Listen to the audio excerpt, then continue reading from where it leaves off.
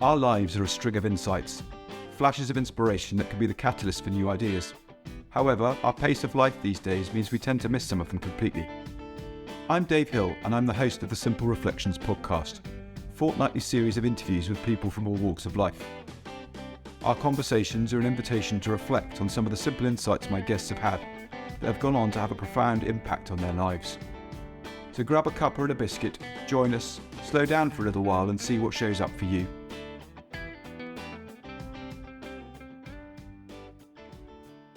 Welcome to the next episode of the Simple Reflections podcast. Today I'm joined by Jamie Smart. Jamie is a writer, coach, consultant and mentor to a lot of people, and someone that's been involved in the Three Principles world for quite some time, and a real interesting character. And I'm lucky enough to be doing some continuous professional development stuff with him at the moment, doing his Clarity certification training. And I thought it would be lovely to bring him on and see what kind of conversation we can have here. So Jamie, welcome. Thank you very much for coming along. Thank you for inviting me. I'm curious to see what kind of conversation we can have as well. Me too. Now, I don't normally have a question in mind when I start, but I've been cheeky, and with your masterclasses, you ask everybody that comes on, that you invite in as a guest, what their philosophy is of coaching from a Three Principles based understanding. So I thought I'd ask you that very same question. Yeah, it's a great question. Are you going to ask me it, or will you just take it? That's it. I think I could say it again, but No, I heard it. I was just checking. So as I sit here right now, this is what strikes me. You know, when people come to me for coaching, they come with a variety of motivations, reasons for doing that. It can be changes they want to make. It can be goals they want to achieve. It can be problems they want to solve, all that kind of stuff. So my first step is always to find out, what do you want? What is it that's brought you this? And also, like, what would you love to have happen? What would be a dream come true result? Because I want to find out about that, because I want to get their world. I want to be able to kind of orient what's going on for them. Now, my assumption and my kind of operating process is that the two most valuable things a person can discover are how experience is created and who they really are. And so I know that whatever's going on for them, whatever ails them, whatever's been getting in their way, I am convinced that the most leverage, the most valuable thing that's going to make a difference to them is the realizations and insights that come from within them. So I'm always orienting to that. I want to kind of position myself and my clients so that they're in the best possible place to have the insights that are going to make a difference for them, and have those insights translated into something that's practical and relevant and meaningful in terms of the changes they want to make, the goals they want to achieve, the problems they want to solve. And so I to me anyway, David, it's a matter of absolutely leveraging that innate capacity for resilience, for realization, for transformation. And also, to the best of my ability, doing it in such a way that when that insight lands, it has an impact in the place they were looking for a change, mm-hmm. and often far beyond as well. So that's my kind of philosophy to it. The how of it. Well, this is kind of a way I like to think about it. I'm a big fan of the books and the recordings of Sydney Banks, and when I watch and listen to his work, it seems to me that what he does so expertly is he metaphorically holds up a mirror that allows you to catch a glimpse of who you really are. Mm-hmm. Because my assertion is that as you catch a glimpse of who you really are, as you remember the truth of who you are and what you've got going for you, mountains resolve to molehills, and doorways open where there are only walls, and all that sort of thing. So I see my work as being an endeavor to do that. I want to the best of my ability, to be a mirror that allows my client to catch a glimpse of who they really are, what they've got going for them, so that they can bring whatever their heart's deepest desires are to life. That's it in a nutshell. Yeah, it's cool, and it's been wonderful exploring that with you. I've read both your main books of Clarity and Results, and enjoyed them, but actually exploring them more loosely through the structure of the program has been a lot of fun. Mainly in the engagement of everybody that's involved in them. It's been a giggle. That said, I tend to have a giggle wherever I go, so that's sort of how I try and live anyway. But it's been a lot of joy, and so thank you for that. It's been a sort of distillation of ideas, I suppose, that have reformed, remade themselves. I don't quite know how to describe it, but the understanding of where the individual we're speaking to is, and coming to them from getting a good understanding of where they are as a starting point, is completely logical. It makes loads of sense to me. I hadn't been able to articulate it before, and now it's just that's the starting point. I just need to get there and see where, and rather than it being an accident, which in the past it may have been, I now know that actually that's a good place to orientate from, because that's the worldview of that individual, and it's just sort of cuts to the chase. It's definitely fun exploring and seeing where things go just from that place of curiosity. You've been, as I mentioned at the start, around the principles for quite a long time, but that isn't where it all started for you. And there was a fairly large transition moment, in terms of you had a very well-established business that was doing very well in a certain world, and then all of a sudden you went, that doesn't make sense anymore. I want to go this way. I just wondered if you could talk to that a little bit, because quite a lot of people find themselves wrestling with what looks like an enormous decision around, well, this is my life at the moment, but I really think that actually it should be on a different track now from what I've seen recently. But they're either, as we were talking before the call, frightened of making that step, and sticking with the status quo, or not wanting to burn bridges. And I just wondered if there's something in there that you might be able to bring to life as a result of your experience of.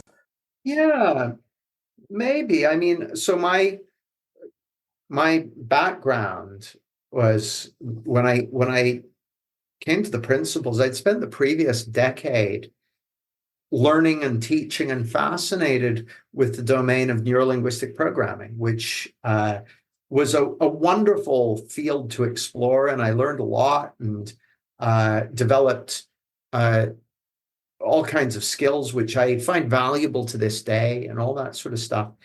And then I stumbled across the principles in early 2009, and I started having insights. And my first insight was, everything you've been looking for outside of you is already there within you. Now, I'd known that kind of intellectually from my kind of spiritual explorations and that sort of thing,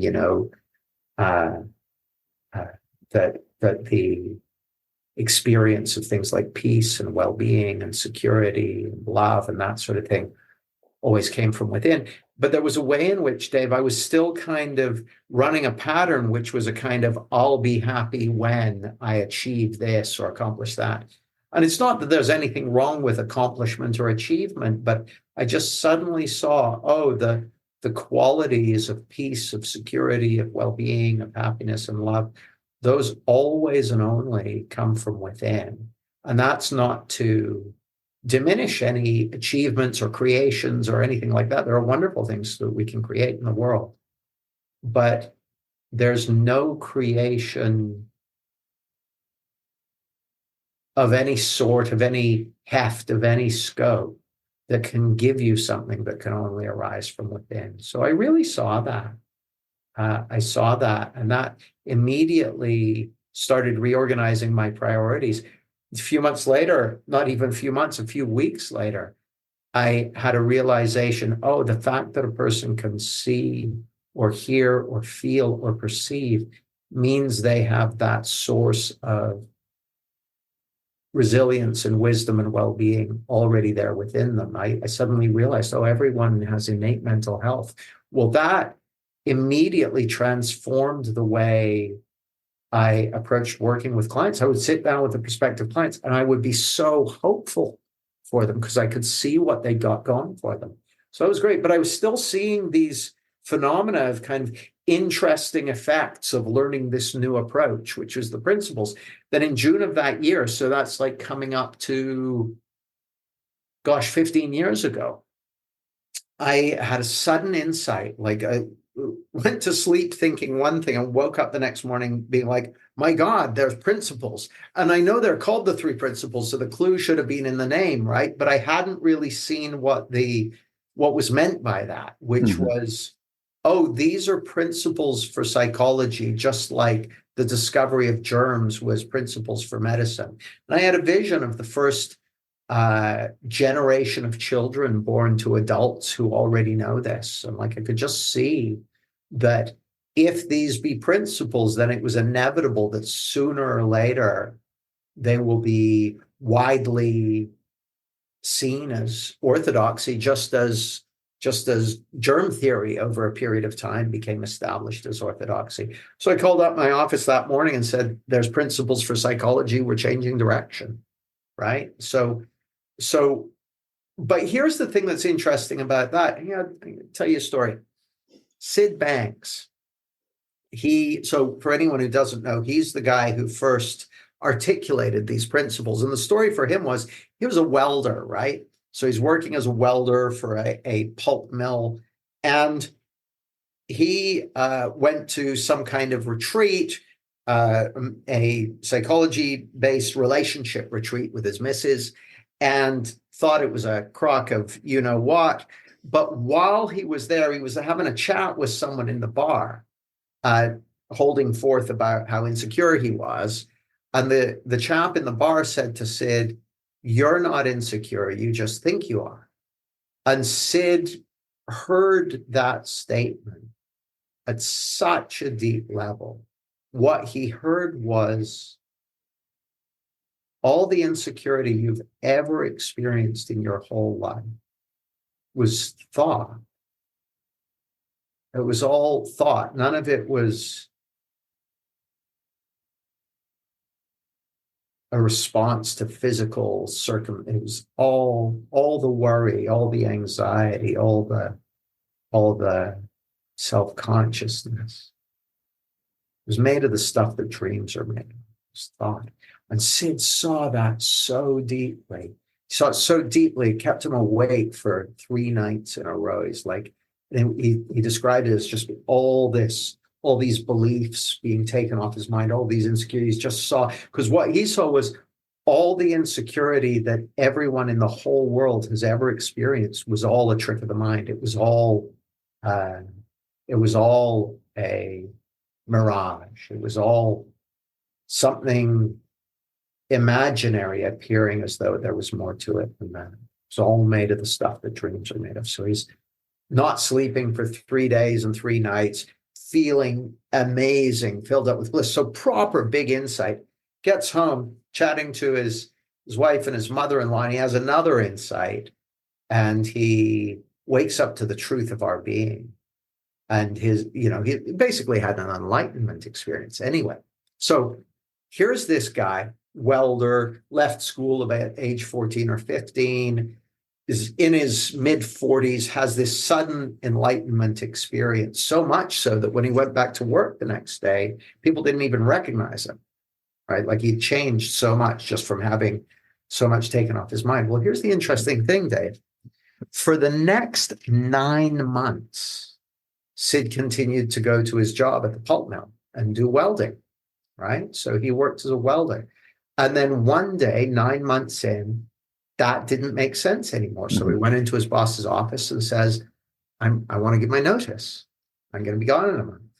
And it's so interesting. Like for me, I started exploring the principles in December 2008, January 2009. And I was enjoying it, and I was curious, and I was learning, and it was good. And then I had that insight in June of that year, June 2009. And all of a sudden, it didn't make sense to be doing what I had been doing. It made sense to strike out in a new direction. So I think the thing I know for sure is that we will always be doing what makes sense to us at our current level of understanding. And if someone's got the sense of, oh, I've seen these principles and I'd love to get it out there, but I'm currently working as a corporate strategist or something, and it doesn't really make sense to quit my job and set up a coaching business or whatever. It's like, well, just continue to explore and deepen your own understanding and share what you're seeing with the people you love and care about, the people in your life. And if it makes sense for you to do something else, it'll make sense. It'll make sense. It made sense to Sid. After 9 months, he's like, okay, no longer makes sense for me to be a welder. I'm going to do something else. It made sense to me. After 6 months, I'm like, hey, it no longer makes sense to be an NLP trainer. Well, I say that. I continued to run NLP classes, but I was shifting my focus. So I probably ran my last NLP training in 2011, like 18 months later. So it wasn't like I completely, rolled up the carpet or anything, because I transitioned at the rate and speed that made sense to me. And I'd recommend the same to anyone. I wouldn't recommend that anyone follow someone else's idea of what they should do. Like, you have a source of wisdom and intelligence and guidance and calibration to your specific situation. You have that within you. So trust that. And it's, what you've explained there talks directly to the reason for this podcast, in terms of pointing to following insight, following what feels right. Even if there is a little bit of confusion and confliction in terms of what's going on, even in that, there's an element of this feels, more safe, more secure, I suppose. If that's well, I'm not sure. I'm not sure. To me, there's a difference between following insight, following intuition, and following what feels right. Because often what feels right is to snort another line of coke, or to stick with what you're doing, despite in the face of evidence that it's not the right. So I'm not sure that I hear this a lot in the principles community, a kind of thing.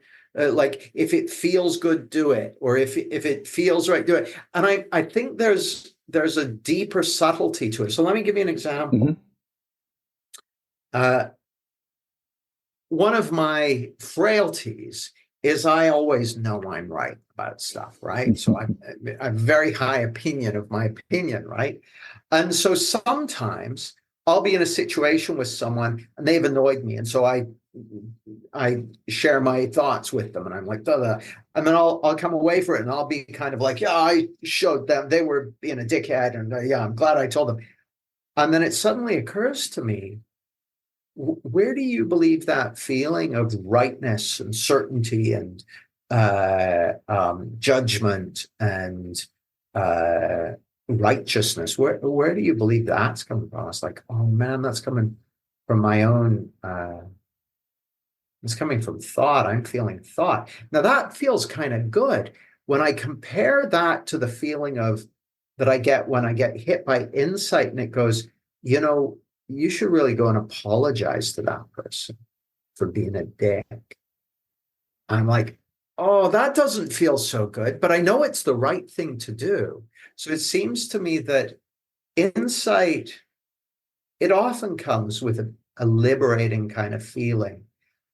It often comes with a sense of knowing that it's the right thing to do. But the right thing to do isn't always pleasant and sunshine and rainbows. Sometimes the right thing to do is scary or hard. Okay, yeah, no, that's fair. And I got to say, Dave, that I hear the counterexample a lot in the principles community is like, wait until you feel good about the thing to do. Well, some stuff, for me anyway, I'll give you an example.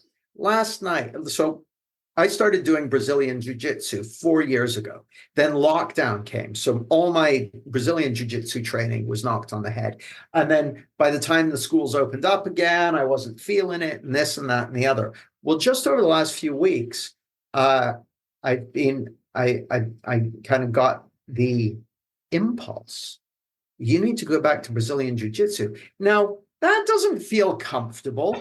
First of all the people I was training with are somewhere from 3 to 4 years ahead of me now. Secondly, I've got to get my gi back on and all that sort of stuff. Thirdly, I've got to show up to a class that I haven't been to in ages and all that sort of stuff. Fourthly, I'm then going to get thrown around for an hour and feel like I've just been thrown down a flight of stairs.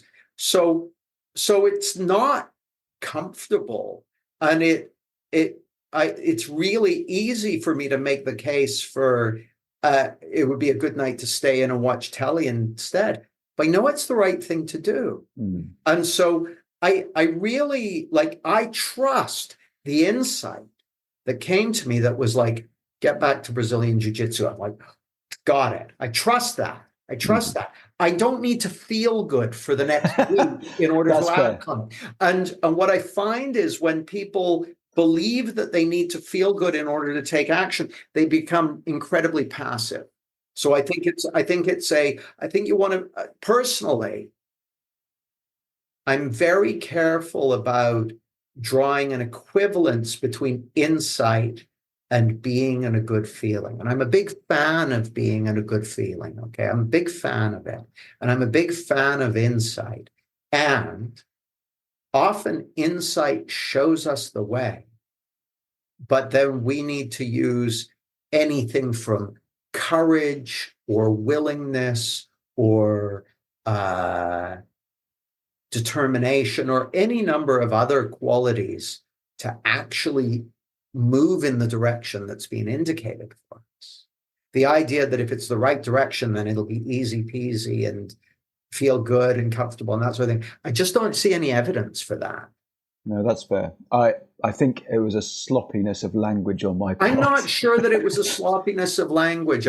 My sense is, Dave, you've been exploring the principles for quite some time, and the thing I've just described is endemic in the principles community. I don't see sloppy language being endemic. I think it's a belief system that. That's fair. But equally, I have experienced insight that I know to be the right thing to do that has not been fun in following through with. Sure. So hence maybe I'm looking at things through rose tinted glasses and not forgetting those things, but not remembering them as, that is part of the beauty of the journey that I've been on in terms of going, there is a path of insight-led decisions that I've made that have got me to the point that I am today, that I could have avoided or gone in a completely different direction by following the path of least resistance, which would potentially fall into that follow the pleasant feeling side. Well, I'm gonna throw another spanner in the works, and I'm not trying to make you wrong in any way. No, chuck spanners where you like. I think you've actually highlighted something that really is endemic in this community. You mentioned following the path of least resistance. I'm going to suggest that we always follow the path of least resistance. And the path of least resistance is a function of the deeper structures that we carry around within our mind. So to me, there's something very, very powerful about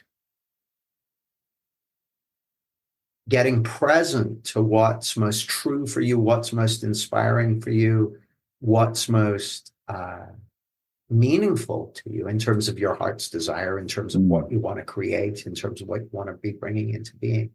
And then orient to that, because then the path of least resistance will be from where you are now to what you most want to create. I think the challenge a lot of people have is they get given an idea like, that they should always only follow a good feeling or that sort of thing. And then that sticks them into an eddy. It puts them into a backwater that has them not making the progress they'd like to. And there's a lot of truth in, one of my dear friends and mentors, Chip Chipman, says, the feeling you're living in is all you get. And so there's almost a paradox, which is, on the one hand, I want to prioritize bringing a beautiful feeling to life, bringing a beautiful feeling to my work, to my business, to my relationships, to my podcast interviews. I want to be bringing a good feeling to it. And I want to be creating what I'm most inspired to create, right? So the dreams, the visions, the possibilities. And I don't want to be averse to a bit of scary and difficult, because if you think about it, it's just my way of thinking about it, Dave. Your heart's desires, your heart's deepest longings. Your heart knows the future. There's this wonderful quote from Steve Jobs. He said, above all, have the courage to follow your heart and your intuition. They somehow already know what you truly want to become. Well, let's look at that. Your heart and your intuition somehow truly know what you already want to become. That's because they know something about the future that the ego, our conditioning, doesn't know, right? So the heart knows something about the future. The ego, our conditioning, our fears, our insecurities, they only know about the past. They only know about what's happened. So in order to follow our intuition, follow our heart, we have to trust that our heart, our intuition, our deeper wisdom and intelligence knows where it's going. Now, if the heart knows where it's going, right, and the ego doesn't, the intellect only knows about the past, then almost by definition, if you follow your heart, you know where it's going to take you? It's going to take you right through all the bramble bushes and sewage outflows and grunge of your conditioning, the things you've been conditioned not to go through. So I think it's really, really important that people don't fall for the idea that if you're following your heart, it's going to be all flowers and sunshine and cake. Mm-hmm. Yeah. It's brilliant. It's wonderful, but it's sometimes a bit kludgy. Yeah. No, that there's been plenty of that in life. Right. And here we are. Yeah. So it's all part of it. We've been equal to it, at least. Yeah. And hungry for more. And I think that's been one of the infectious might be the wrong word, but the things that I've loved from looking in this direction is the hunger and the desire, not in an ambitious way, of everybody that is teaching principles related or doing principles related work, for that there's more to learn in every moment, in every conversation, in every interaction. That I don't think I've seen in other branches of life.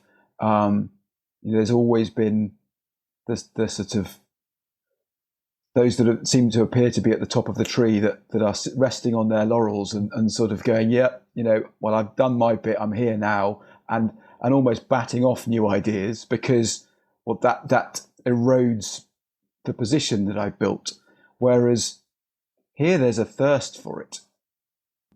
Well, I think the thing you just described, I think that's a human thing. I think if you dig around the principles for long, you'll find that same tendency to believe we know something, like that's kind of par for the course with us human beings. There's this wonderful line in one of Sid's recordings. See if I can remember which one it is. I think it might be Spiritual Reality. And he says towards the end of it, let me see if I can pull this up just a second. I probably shouldn't be doing this during a live broadcast, but it's fine, Jamie. This is a true reflection of working with you. Yeah. So it couldn't be more realistic. So he said, no, I'm struggling to find it, but he said something like this. He said, if you ever get stuck, just remember that you really don't know anything. Don't just try and believe it, like really know it. You really don't know anything. And then you'll start to move again. And like, I hear that and I'm like, man, yeah, like I've been exploring this for 15 years. From very early on, I really felt like I knew something. I never forget, Dave. I was writing my first book, and I gave it to one of my mentors, Keith Blevins, to have a look at, gave him a chapter to look at. And it came back covered with red notes saying it was wrong. And I was like, he hasn't understood it because I know what I'm talking about. And we sit down together to discuss it. And he spends like an hour trying to show me just where I'm not seeing it. And I was convinced I was right up until the moment I suddenly it was like, oh, hang on a second. I'd been smoking my own supply and I hadn't even realized that, well, we're all like that, right? Mm-hmm. We all believe that it's not a criticism, right? We all go exploring, we have insights, and we realize something that makes a real difference to us. And it's the most tempting thing in the world to kind of solidify that, to reify that, to go, okay, I know where I stand with this. Well, you'll hear me say, you've heard me say undoubtedly, the only two things I know for sure are, number one, how experience is created, and number two, who we really are. Mm-hmm. I think those are the two most important spiritual facts we can discover.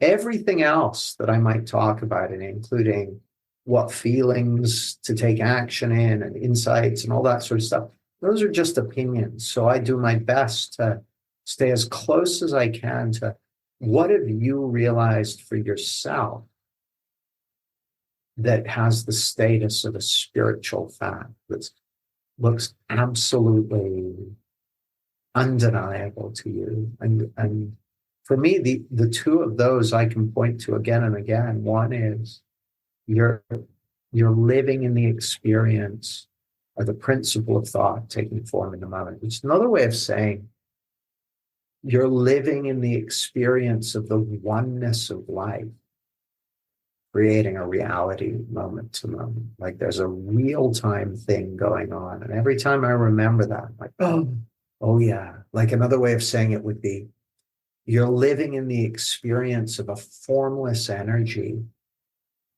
creating a perceptual reality moment to moment. Like, oh, right, like that's happening right now. That looks like fact to me. And then who you really are is consciousness itself. Like you'll hear me say, we're not human beings having a spiritual journey. We're one spiritual being having 8 billion human experiences.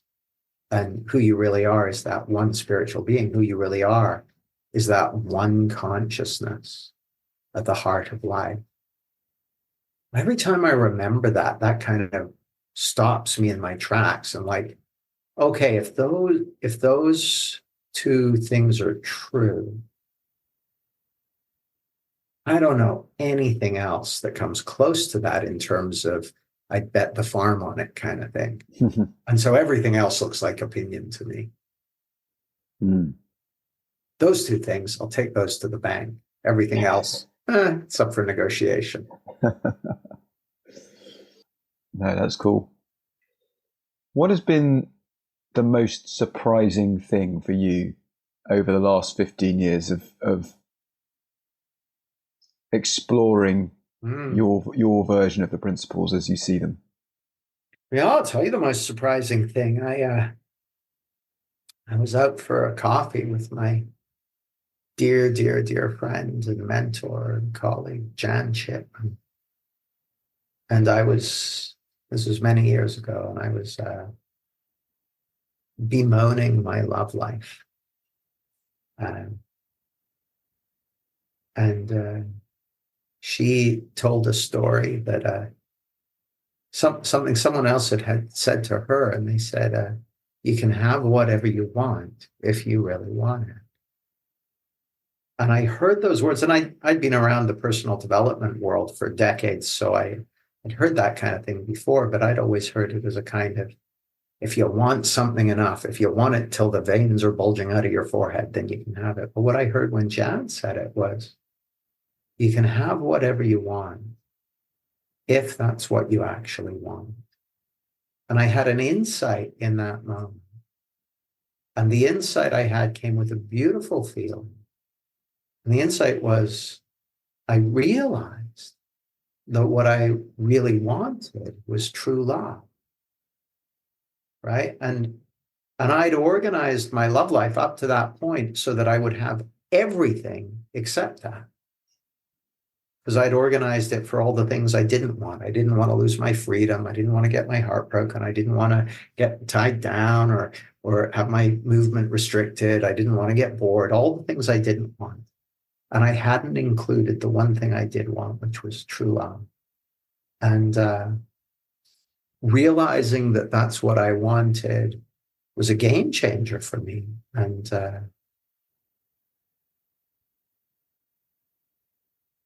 I moved through the world in a different way from that point. I met my beloved Emma McDevitt, who I feel absolutely delighted to be in love with to this day.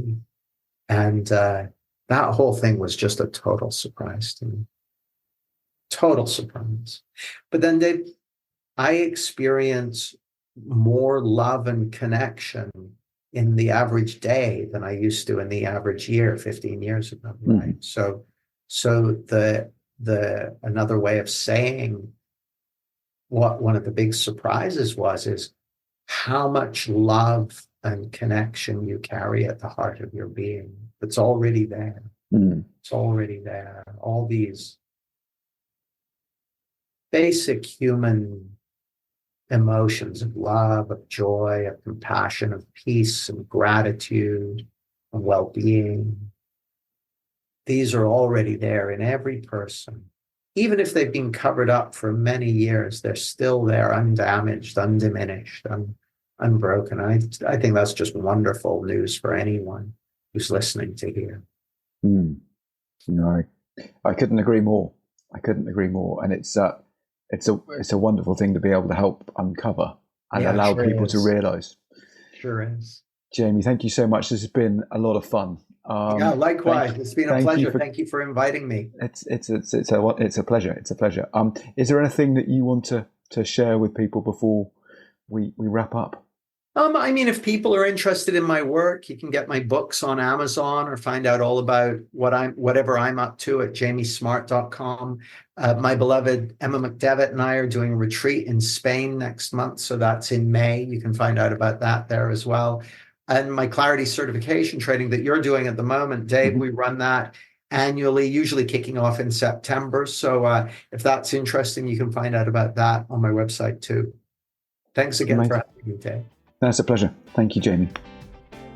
thank you for joining us today.